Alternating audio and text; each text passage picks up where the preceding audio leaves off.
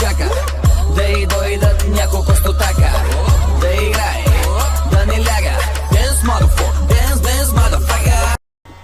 И здравейте на всички, Fantastic Team ще снима много клипове и доста чисто. Това е началото, да ви обясня какво ще снима.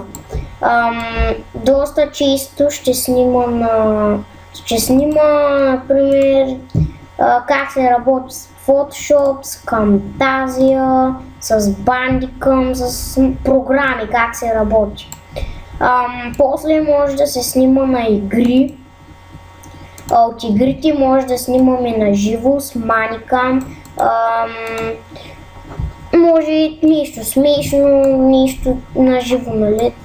То ще е най-доброто в канала, което ще видите на живо, когато снимам с Manicam, Webcam, но то няма да е сега, ще е след доста време, когато се развия.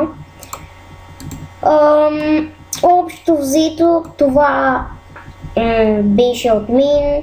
На някои епизоди ще ви показвам как да снимате с Camtasia или пък как да си направите интро с Photoshop или как да работите. Ще има много епизоди, обяснения за програми, игри, на живо ще снимам. Ще направя много клипове. Ви пишете коментари, абонирайте се, дайте лайк на клипа и гледайте моите клипове, нали? Може да снимам и с някой друг приятел, може сам, всеки път различно. Хора, общо взето това беше. Надявам се да сте ми харесали интрото, което вече го видяхте в началото, което също сега ви го показах. Сега ще го покажа. Ето.